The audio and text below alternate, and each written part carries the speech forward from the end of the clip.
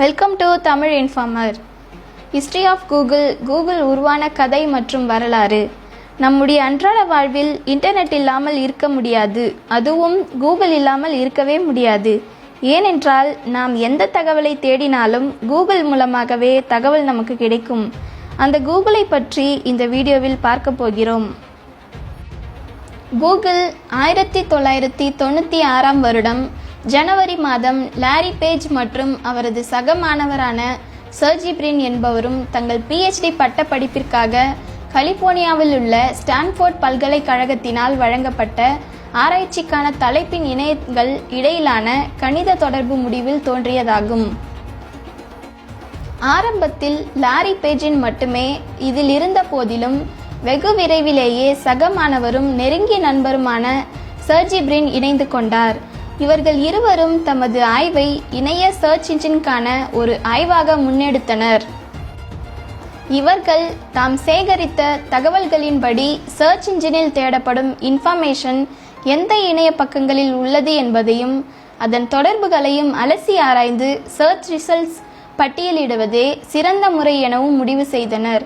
இந்த முறையே சிறப்பான தொழில்நுட்பம் என்பதில் நம்பிக்கை கொண்டவர்களாக இருந்தார்கள். இவர்கள் தமது ஆராய்ச்சிக்கு புனைப்பெயராக பேக்ரப் என்ற பெயரை சூட்டியிருந்ததுடன் இந்த ஆய்வு ஒரு இணையத்தின் பின்புல இணைப்புகளுடன் முக்கிய பங்கு வகிப்பதனால் அவ்வாறு அர்த்தத்தில் குறிப்பிட்டனர்.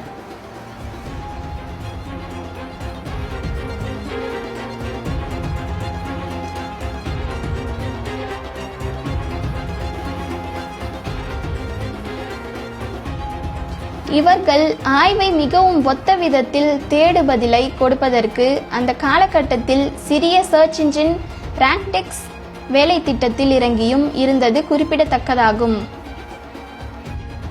இந்த ஆராய்ச்சி ஸ்டான்ஃபோர்ட் பல்கலைக்கழக பட்டப்படிப்புடன் சம்பந்தமான ஆராய்ச்சி என்பதால் தமது விதிகளை அங்கு பரீட்சித்தும் பார்த்ததோடு கூகுள் தோன்றவும் அடிகோலினர்.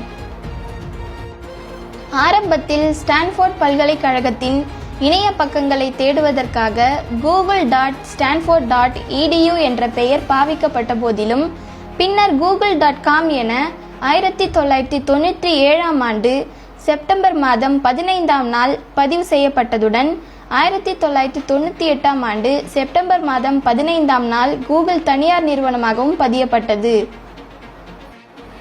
1998 ஆண்டு செப்டம்பர் மாதம் 7ஆம் நாளில் நண்பர் ஒருவரின் கார் ஷெட்டில் கூகுள் வர்த்தக நோக்குடன் ஆரம்பிக்கப்பட்டது.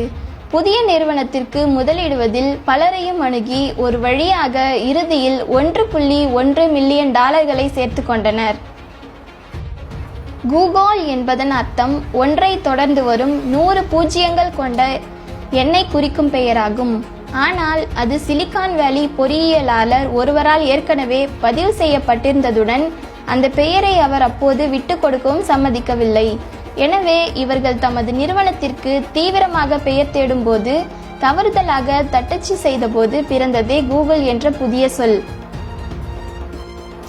கூகுள் தனது எளிமையான தேடி மூலமாக அடிக்கடி உபயோகிக்கும் இணைய பாவனையாளர்களுடன் புதிதாகவும் பலரையும் கவரத் தொடங்கியது. ஒத்த விளம்பரத்தினை இணையதளங்களில் காண்பிக்கும் நுட்பமானது goto.com என்ற நிறுவனமே முன்னோடிகளாக இருந்தார்கள். goto.com என்ற இதன் பெயர் ஓவர்ச்சர் சர்வீசஸ் ஆகவும் பின்னாளில் யாஹூவினால் கொள்முதல் செய்யப்பட்டு யாஹூ சர்ச் மார்க்கெட்டிங் ஆயிற்று. கூகுளுடன்